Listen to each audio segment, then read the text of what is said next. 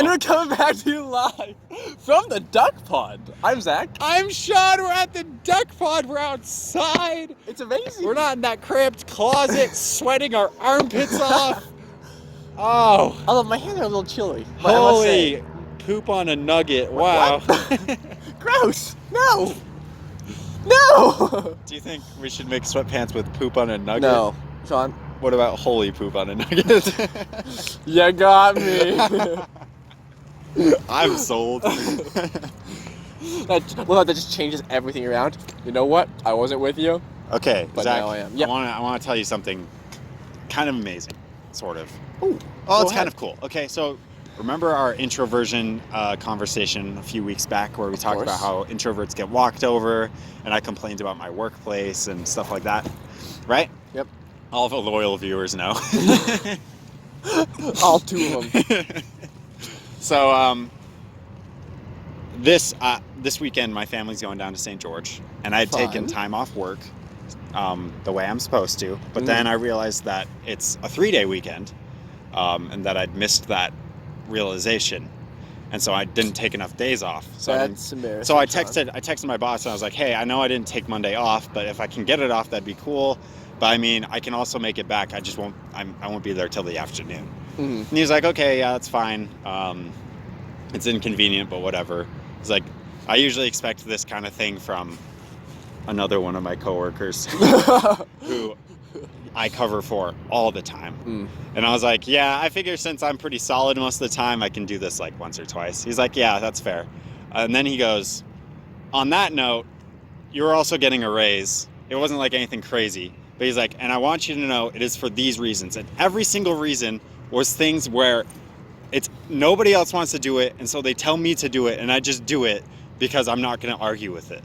Every single one of them. So it was dealing with that coworker's crap, taking all of his shifts. It was mounting posters, which nobody likes to do. It was, I can't remember. And it's all just things, taking out the trash when I'm not told to, just because no one else likes to do it. Just like all this stuff where it's like, Sean, do this because I don't want to, legitimately. So there you go, introverts of the world. Feel a little better about yourselves. Dude, look at you go. I got awesome. I got a small raise. Yes. It all paid off in the end, Sean. Yeah, every bit. Every ounce of hatred. Oh, and that's still oozing.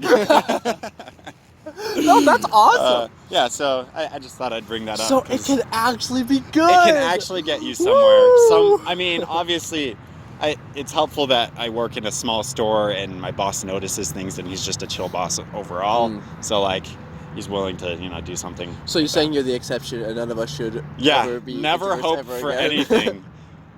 You'll always be let down. Yeah, no hope. There's no hope in this world. Life is meaningless. Buy a merch? Yeah. The usual. You guys know. You guys know how Don't be coy. Oh, you cards. Don't be coy. No. Okay. So I do have to say, I was very impressed with your editing in the last Spicy Dog Sean. Thanks, man. I was 30 seconds in and actually just laughing because of the dings. Oh, made my day. It's helpful that I already have that sound effect. And I'll tell you what, the very first thing I did when I started editing that video was I cut everything else out except for the sound effect of me going, whoo! And I saved that as its own thing so that I can have that sound effect. And I called it power. So when are we going to use this sound effect? I don't know. Whenever I feel like it. There it was! So like how I actually looked up like it's Look about up to at play. It's gonna be great because I'm not actually gonna put it I was there. going to say that once you forget. Oh my gosh. I'm probably that's gonna put it better. somewhere else randomly in the middle of we're just like in the middle of one of your sentences because I don't care about what you have to say. I only care about what I have to say. So what do you have to say? I get that a lot. What was that? I couldn't quite hear you over the... Hey, construction is happening back there. I wonder if they'll be able to hear that. I'm Man, sure they will. Who missed the background noise? Am I right? Let's get the hashtag background noise going in the comments section, everybody. Oh yeah, that's classic. No, honestly, it's like I was so used to having our daily background noise truck driving by all the time. It's kind of weird not having it. Yeah, hearing it quiet, like when you re-listen to them, it's just Yeah. like us in a room. Because like we'd always go quiet, have the truck go by. I can still do that if you want. I don't. It's not like it's that big of a deal to me or anything, Sean. But like, if you want to, I mean, it's fine. Only if you want me to. Oh my gosh. So did you have anything to talk about? Well, Sean, I'm gonna risk the flame of the internet on this one. The heat. We're talking about the spicy issues on Spicy Nuggs. Warning, spicy episode about... Spicy. So Sean, put up some warning never mind. Just put a picture of spicy nugs. That's how they'll know it's a spicy episode. It's a spicy episode. Woo! Mamma mia. Okay, so in English, we watched this TED Talk. I know, TED Talks Oh are my gosh. Don't you have anything original? Sorry. No, I don't. Me referencing a documentary for the entire last episode, and then you're just like, a TED Talk. I'm like, oh, you think you're so much better. Sean, we already know the original. Just ask Clay. What? Clay will tell you 100% of my jokes were just SpongeBob references, and he thought I was funny until he found out where it was from. 100% of my jokes are just repeated jokes from my past. I mean, were they your own jokes, though? No. Oh, well. Most of them are just memes. Sean, put up a meme. Don't do it, Sean. No, it was so much effort putting all those pictures in. I had to Google them and then save them and then put them in. So no, I don't want to do that again. I mean, I wouldn't want to burden you. I'm a busy guy, man. I mean, you are busy than me. I don't do anything besides talk nonsense in this podcast, so... Exactly. So you can just talk about racism. Sorry, did I spoil it for everyone? Well, kind of, not really. Okay, tell us what you want to talk about. Zach told me before racism. that he wanted to talk about something and he wasn't sure if he wanted to talk about this. And then he said it was about racism, and sorry, that's why I said that. Okay, so we remember how I said we didn't be smart about this. So much for that. Okay. Okay, so it was the idea of white-topias. Okay. Do you need an explanation, or yes. Do you think you got it? I mean, I want you to explain it. Okay. For the stupid people here, like Sean, mostly just Sean.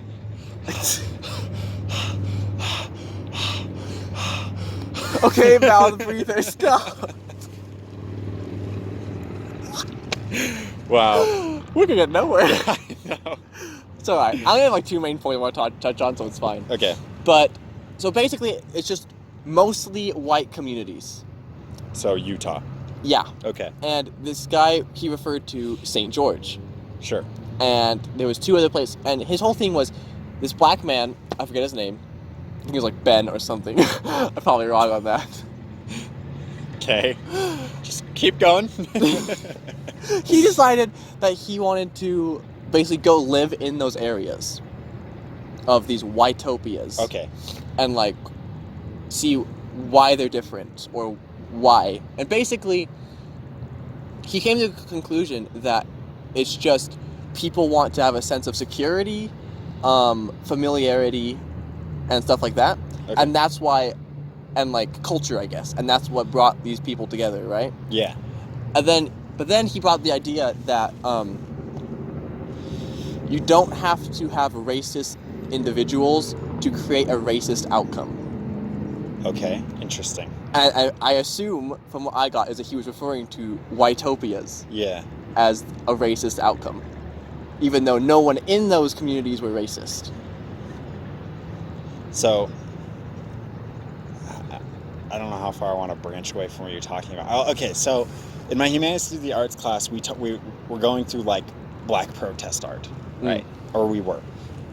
And my professor took a day where he just talked about what racism... it's this guy named Charles Baldwin, I believe. His last name's Baldwin for sure. And he gave a talk or a speech somewhere in England called Baldwin's N-word. I can't say that. Anyways.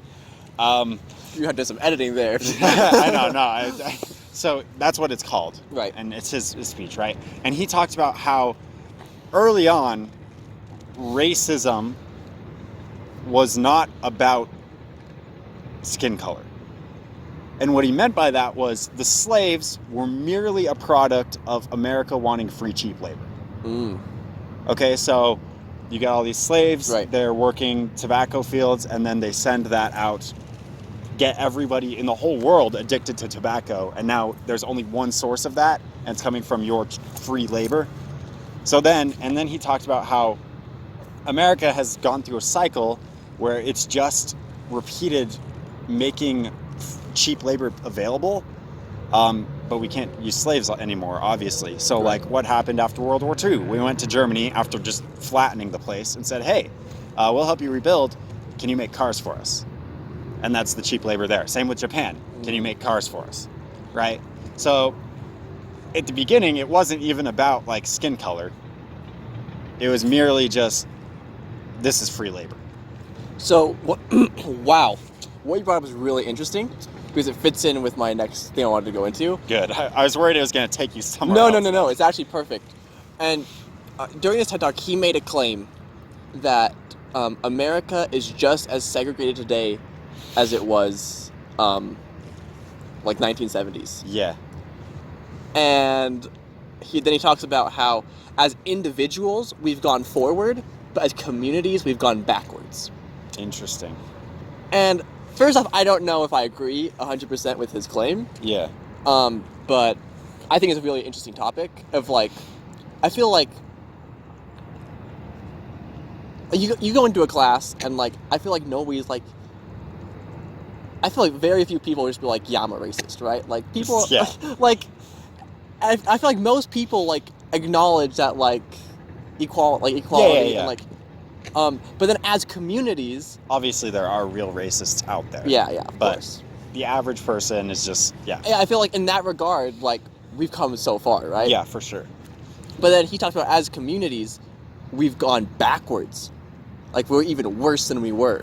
Just because we've split off into groups so much? Right. Is that what like you mean? Splitting off into groups, and then he talked about how he even brought in the idea of white utopias and black topias. Ah, okay. Because he said he in the future he didn't see himself living in a white topia or a black topia. He just wanted to live in like a mixed area, I guess. Yeah. And so the question that like I want to ask, which is going to be a really hot topic. Yeah. This came to me in English. It was just because we were talking about why communities are segregated. And my idea, my thought was, is the segregation a choice we make? Okay. Not one we like actually like not like a mentally conscious think. decision. Right? It's just because, and then it goes back to his idea of we want to seek familiarity. Yeah. The cultural norms that we obtain with, right? Like. So, I think I have an interesting perspective on this, having served in South Africa. Right. South Africa is kind of like a decade or two behind America as far as like freedom goes or equality goes, because apartheid happened, I don't know, 80s or 90s. So that's when that whole thing, basically the civil rights movement happened. Exploded, for them, right? And the interesting thing is, you go there, and I served, let's say my first area was called Lorraine, okay? And that was a white area. All the missionaries knew it, everyone knew it. Okay. My next area was Guguletu. That was a black area. All the missionaries knew it, everyone knew it. And then even within like my area, so I served in Queenstown, which is a bigger town. Within that place, there's like the main town area, which is the white area, and then maybe there's this suburb, which is the black area, and this suburb, which is, I hesitate to use this term in America, the colored area or mixed race. Okay? That's the term they use in South Africa. I apologize, everyone. I apologize. Anyways. We're not trying to be offensive. So, but like, they call themselves the Rainbow Nation. Everything about them is we're trying to fight for equality. We're trying to get like, you know, all these kids in the black areas to schools and like make a better upbringing for everyone. But like, even still, just like you said, it's all segregated. And then, and this is probably the most interesting thing to me, the missionaries. We go to zone conference or we go on P Day, and it's totally noticeable. All these white elders from Utah or America over here, maybe some British elders mixed in, a lot of the African elders together. It just happens almost naturally, like you said. It's like a very subconscious, we just kind of want to be with people we understand. So I want to bring a question in. Yes. Which is, I feel like, is it a bad thing? And I kind of got stuck on that question as well. Because like I'd be like at a zone conference and like looking around at everybody and see who's talking to who and whatever else. And it'd just be like, is this bad? Because like I still look at that other elder and I'm like, that is my brother. You know, like I don't look down on them at all. But like, it's naturally easier just to be with people who you get along with or you understand. Right, and I feel like a lot of that, why that happens, in my opinion at least, is that it's like the culture you were raised in, right? Or like what you expect, like, because each culture has their own beliefs, their own ideals and values, and it's like you can absolutely mingle with other cultures and like it's amazing, you can love all of them, but at the same time you want to go and be with like what you're used to and familiar with. So I feel like bringing all like cultures together and stuff, like that's a great thing. Yeah. And it could continue to be a thing, but is it something we should force? I feel like, or is there no extreme and it's just whatever happens? I feel like as people, we should try to reach out and talk to people who we don't like, who come from culturally different backgrounds or just have different opinions from us. Like that's what made that whole last episode great, honestly, is because you didn't agree with Nicole. We had some that's why that was pretty fun. Like, right? Like, yeah. So no, like, I love that. That was fun. And like at the end, it's not like there's like a screaming match going on or like you're like, oh, your people are wrong. Like, well, okay, you did say that, but it was a joke. Yeah. But like, but I mean, like, I think we should, maybe as individuals, I don't know if we should like try to force, like, let's move these people in together and force them to intermingle. But like, we should try to reach out to people that are different from us. It should just be something that we should do. Then again, I also want to say almost, part of me wants to be like, what if we could somehow, I don't know, like as like a study or something, like set up a community and just get people to be participants and go live in the community. And they're all from different backgrounds. Right, just see what happens. You have like, I mean, since we're in Utah, we could have like a Mormon there, and then like, you know, like a Muslim and like and someone from like India or China, and like just like have it like be super mixed and just like see how they treat each other, how everyone acts. Do they just stay away from each other? Do they intermingle at all? Like, right, and I feel like this idea, you can take it completely away from race. And the idea still is there. Oh yeah, for because sure. like just with introverts and extroverts, like we were just talking about, like most of our friend group, I would say, is introverts. Yeah. And like, it's because it's easier for us because we kind of get each other. Yeah. We understand how we work. But then like when just last episode, we had self-proclaimed extrovert on. Oh yeah. Self-proclaimed extrovert Nicole. The one and only. She was great. Yeah. And it's like, I would definitely say at the beginning of that episode, I was more uncomfortable than usual just because it was different. You can even feel it as you watch at the beginning. Like, I mean, at the beginning, everyone's kind of a little bit like, oh, this is kind of weird. Even like the things I was saying as I was like beginning to explain everything, it was feeling forced. It was like, okay, let's just get this train Get to wreck, the topic, get right? this train wreck rolling, you know. But once we got going, like, it was chill. But yeah, you can definitely feel it, even just listening back. See, and I'm like, I had a great time. I honestly had a great time. But it was like, if I had a choice to go hang out with introverts or extroverts, I'm going to choose the introverts Every time. 90% of the time. Yeah. And that's not because I don't like extroverts. Arr! Like, Nicole's great. So, I don't know. It's just like a weird topic. And Yeah, it's interesting to think about. I don't have an answer, so. We never do. I know. We ask the tough questions, but we never give any insight to them.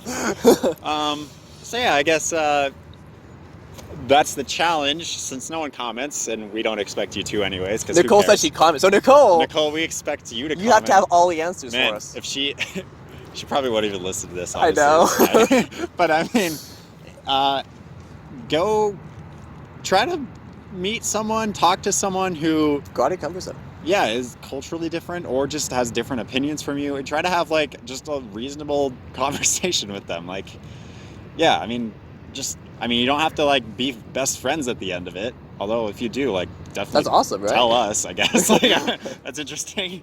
But like, yeah, let us know. Okay.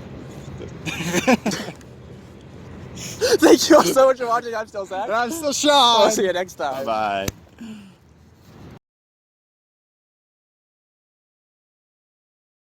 Speaking, everybody loves to speaking. Everybody loves to speak. Are you sure it's okay? It's okay, Sean.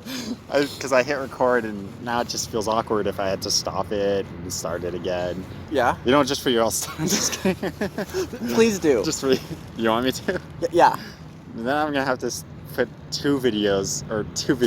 I have to slide it twice, and that's too much work. So, You know, I understand. I wouldn't want you to go out of your way. Yeah, don't inconvenience me. I would never dream. Oh my gosh. Nice. Sorry, just filling up time for this end part, you know? Yeah. We have to get our 3 minutes of end talk going. So. Or, alternatively, instead of just talking about nothing and making fart noises, you could just start the freaking episode. I really like the awkwardness at the end. That's what I live for, you know? It's the only reason I watched it. I just skipped to the end. Straight to the speaking You just listen part. to the transition at the end. That's what I do, man. Get the one view there. 25 minutes of just these guys talking? Who wants to listen to that? No one. No, not me.